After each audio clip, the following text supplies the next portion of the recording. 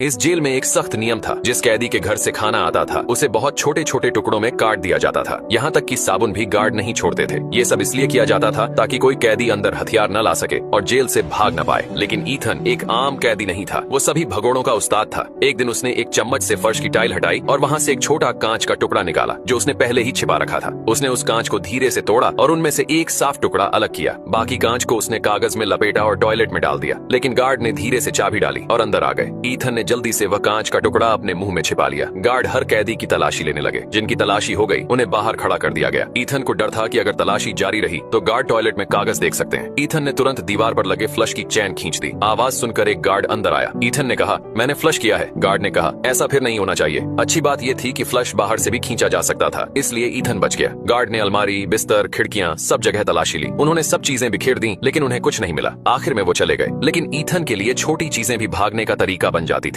उसने कांच के टुकड़े को धागे से टूथब्रश में बांध दिया। अब उसके पास एक औजार था। उसने उसे दरवाजे के छोटे छेद से बाहर निकाला और गार्ड की हर हरकत पर नजर रखने लगा। इसके बाद उसने बेड के पायों को निकाला। एक पाया काफी भारी था और अब हथौड़े जैसा काम कर सकता था। फिर उसने कोने में रखा एक गत्ता हटाया और वहाँ से 5 लकड़ी की पट्टियां निकाली। उनके नीचे सीमेंट था। ईथन ने उसे जोर जोर से तोड़ना शुरू किया। आवाज बहुत तेज थी। उसके साथी डर गए कि कहीं गार्ड सुन न ले, लेकिन ईथन ने पहले से सोच रखा था। उस दिन बगल वाली कोठरी का टॉयलेट ठीक किया जा रहा था। अगर आज मौका चला गया तो फिर कभी नहीं मिलेगा। जैसा ईथन ने सोचा था वैसा ही हुआ। मरम्मत की आवाज में खुदाई की आवाज छिप गई। थोड़ी देर में फर्श में दरारें आ गईं। अब बाकी कैदी भी खुश हो गए और उसकी मदद करने लगे। 5 कैदियों ने मिलकर गड्ढा बड़ा कर दिया। फिर ईथन ने एक कागज जलाया और उसे गड्ढे में डाला। आग की लौ हिलने लगी, मतलब वहाँ हवा चल रही थी। लेकिन ये रास्ता कहाँ जाता है किसी को नहीं पता था। उन्होंने मिट्टी और टूटे हुए सीमेंट को फिर से गड्ढे में भर दिया ताकि कोई देख न पाए। जब भी उन्हें मौका मिलता वे खुदाई करने लगते। रोज रोज मेहनत करते रहे और आखिर में कई दिनों की मेहनत के बाद उन्हें जेल से बाहर जाने का एक रास्ता मिल गया। ये रास्ता सीधा बाहर सड़क पर जाता था।